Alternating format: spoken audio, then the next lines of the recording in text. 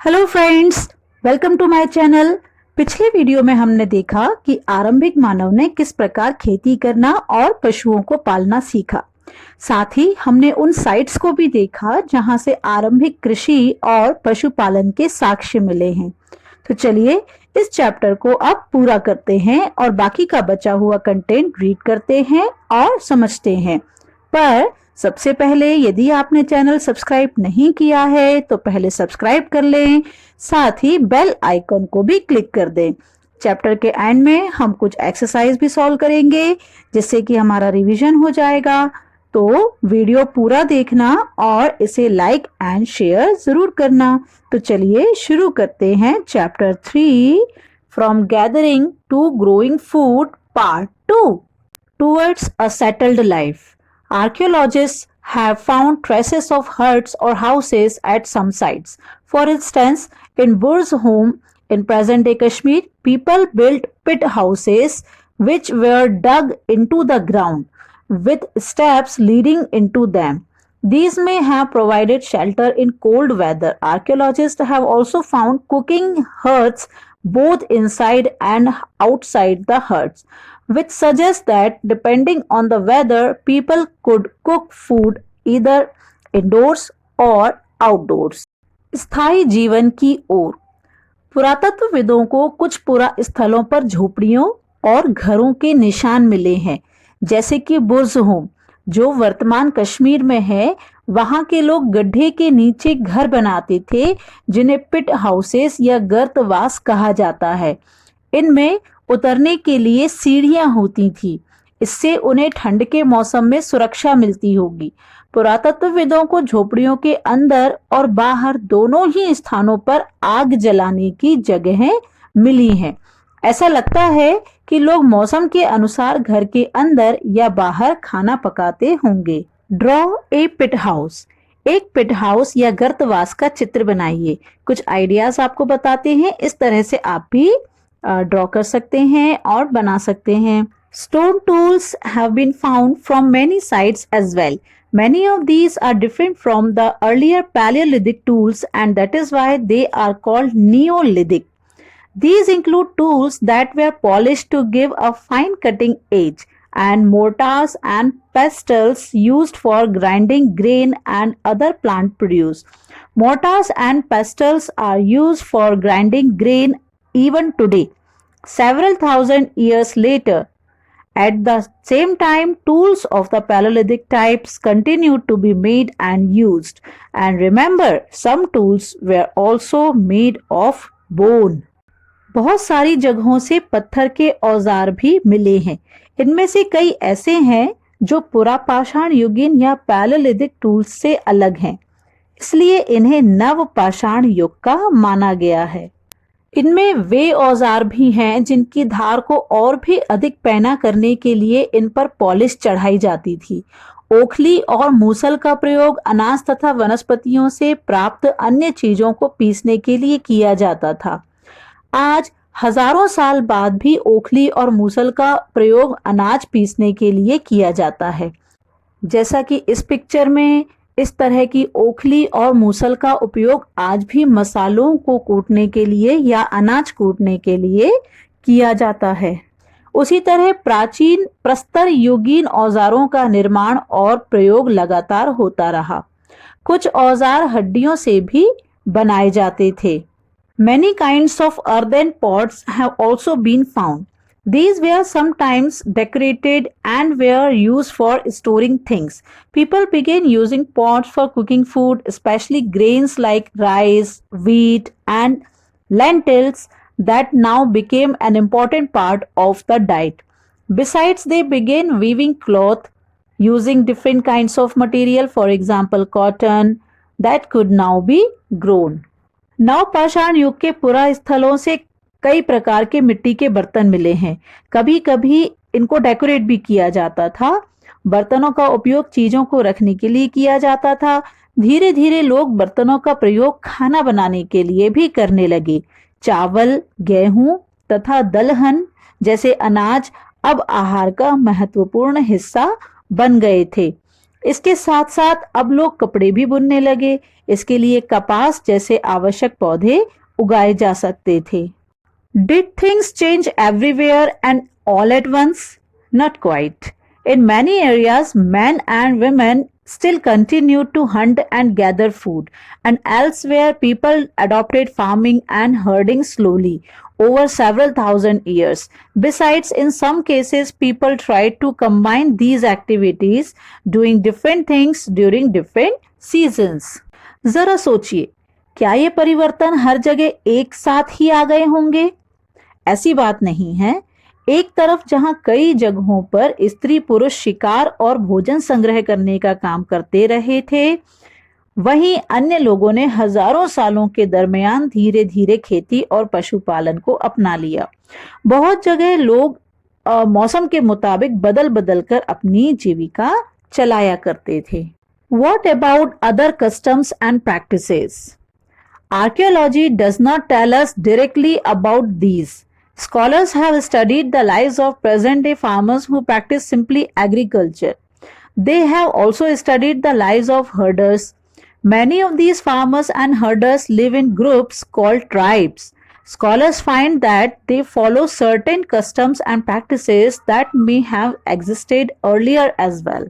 अन्य रीति रिवाज, जैसा कि आज वर्तमान में अलग अलग समाजों में अलग अलग लोगों के अलग अलग जातियों के अलग अलग रीति रिवाज होते हैं, तो उसी प्रकार पहले भी होते होंगे, लेकिन पुरातत्वविद बहुत स्पष्ट रूप से इस बारे में कुछ नहीं कह सकते।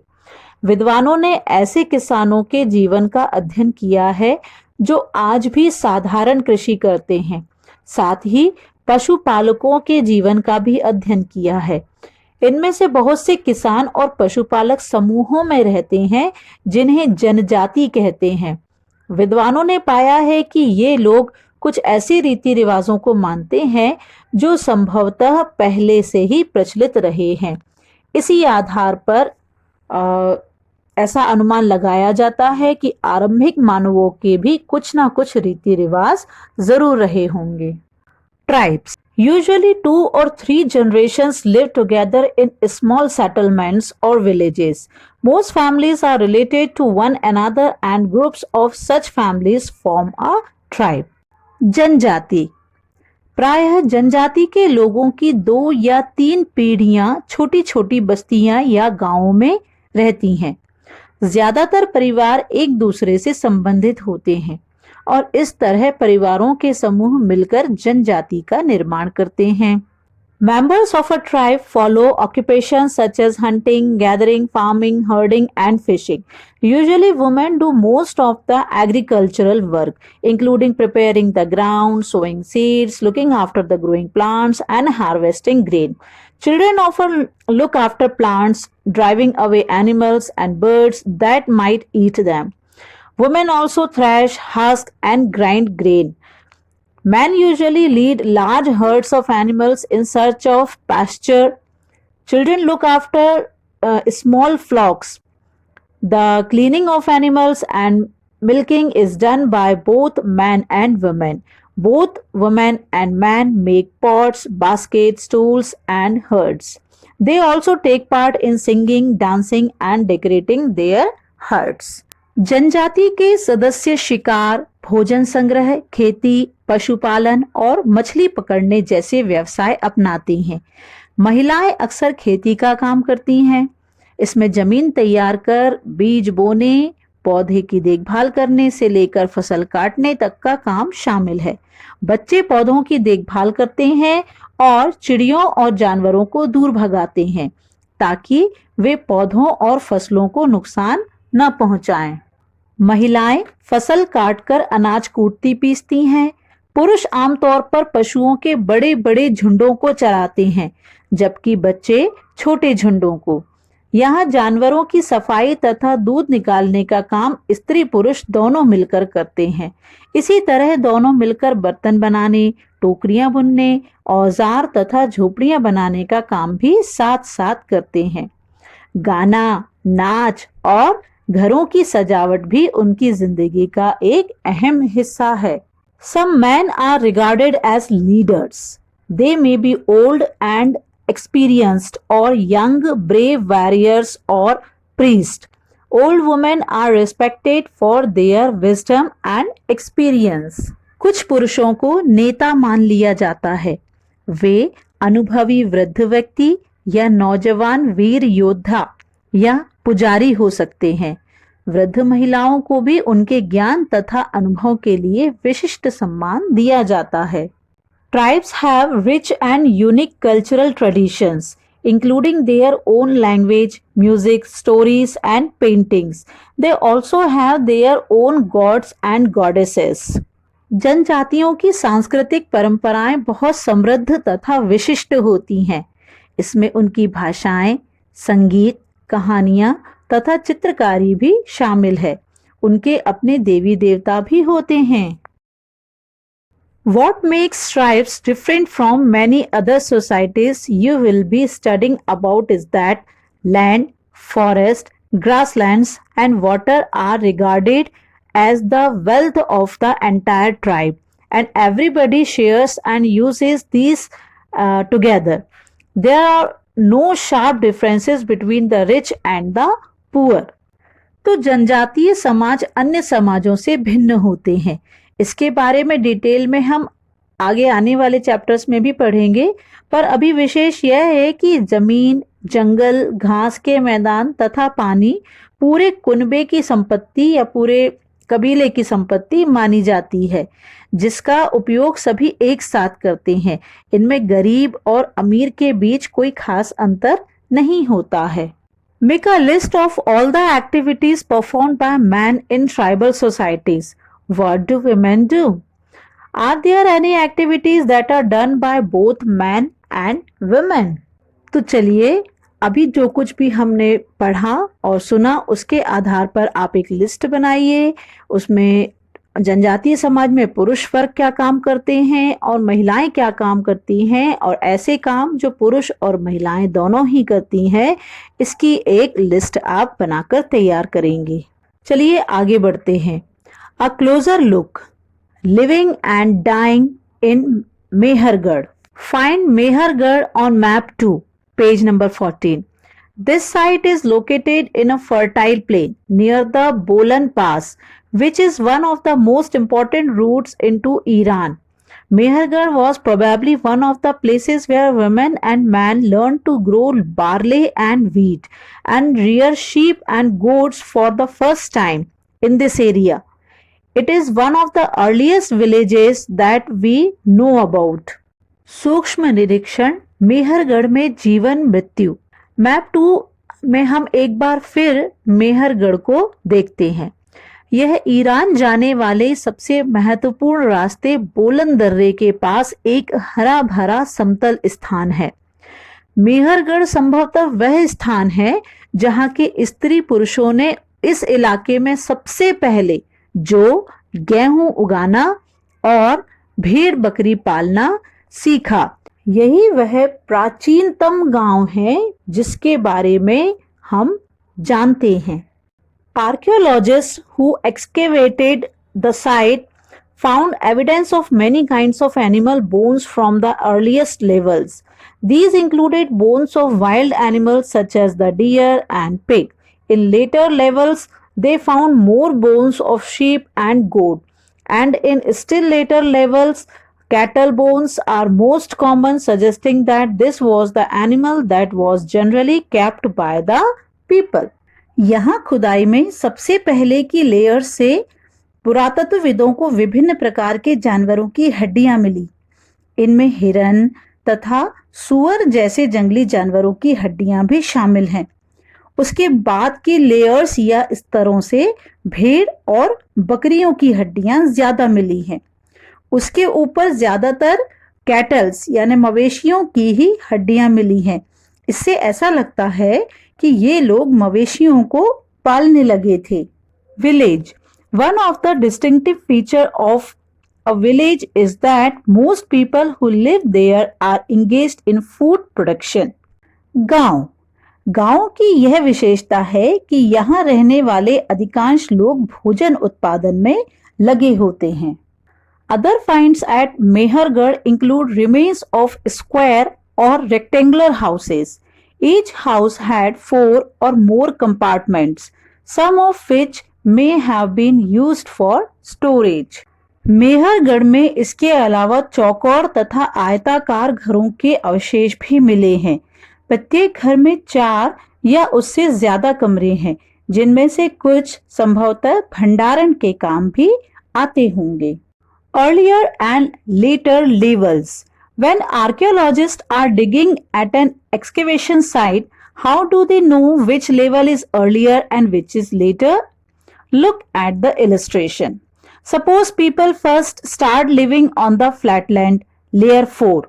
Over the years, the surface will gradually rise because people discard waste material and generally stay and rebuild houses in the same place.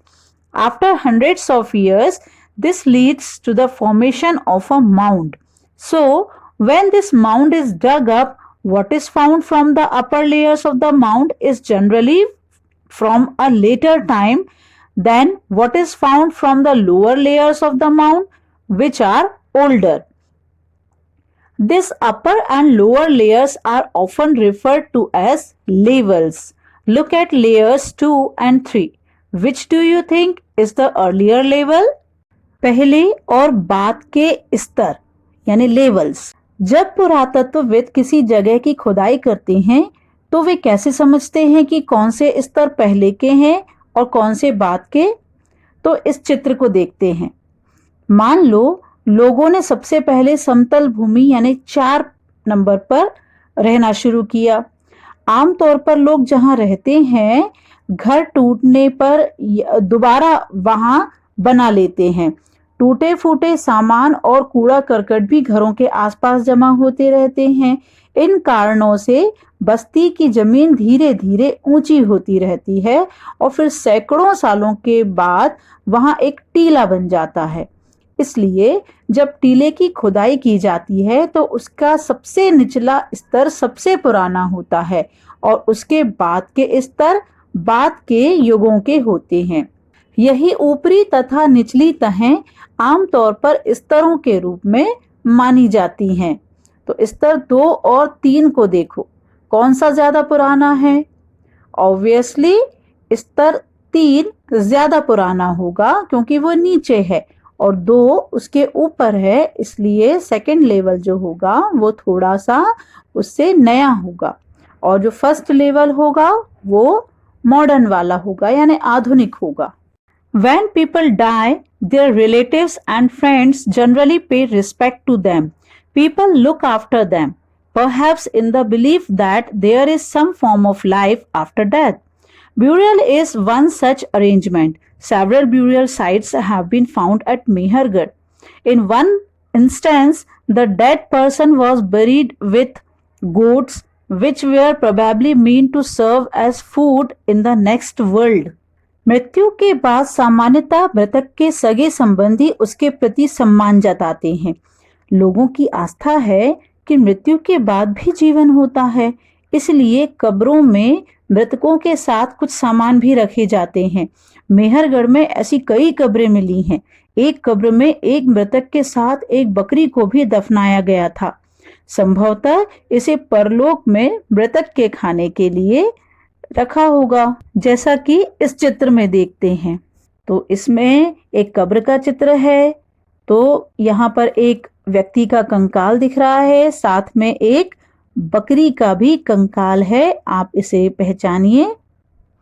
तो इस तरह लोगों के साथ उनकी जो जरूरत का सामान होता था वो भी दफनाया जाता था, इस विश्वास के साथ कि जब उसका अगला जन्म होगा या फिर वो जिस भी लोक में गया होगा वहां भी उन्हें वर्तमान जीवन में जो वो उपयोग कर रहा था उन्हीं वस्तुओं की आवश्यकता उसे पड़ेगी। A closer look, Dowjali heading.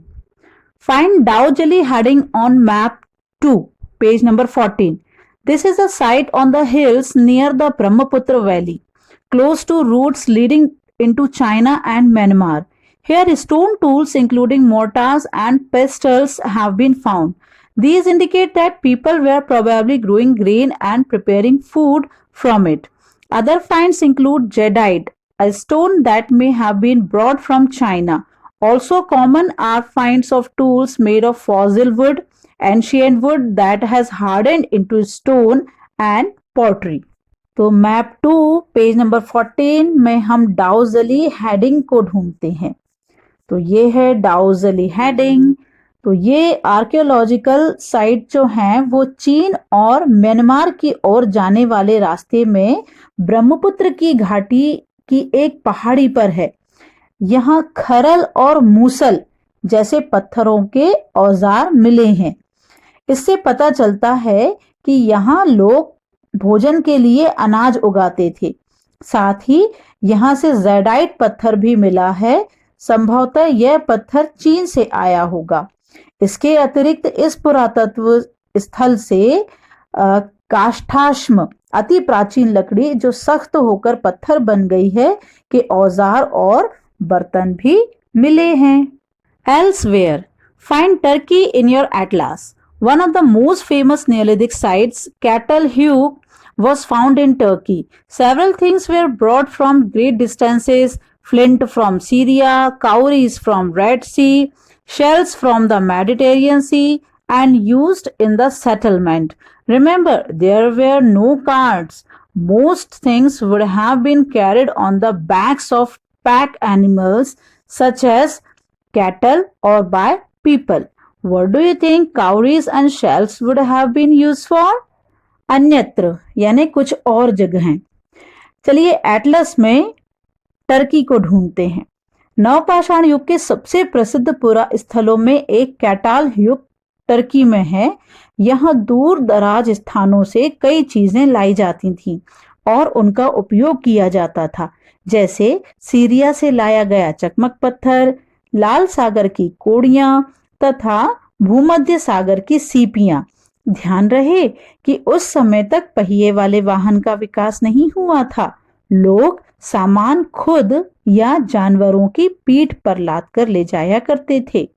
बताओ कोड़ियों तथा सीपियों का क्या उपयोग होता होगा?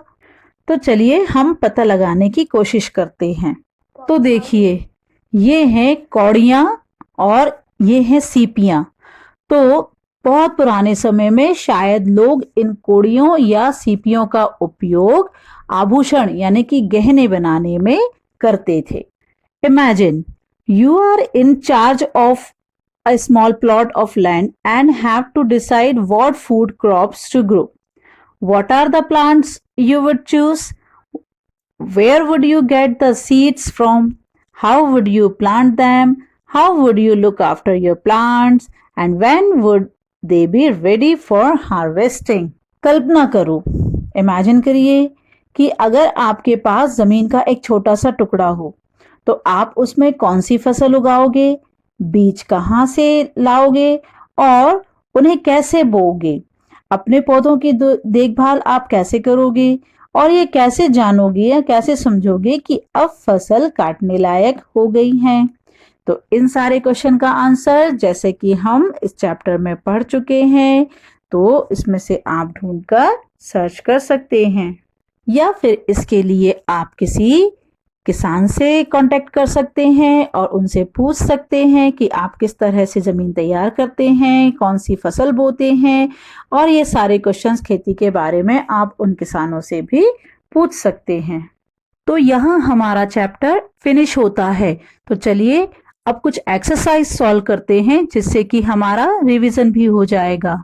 तो कुछ फिलअप्स दिए गए हैं, इन्हें हम फिल करने की कोशिश करेंगे। First, Zeddite is a dash probably brought from China.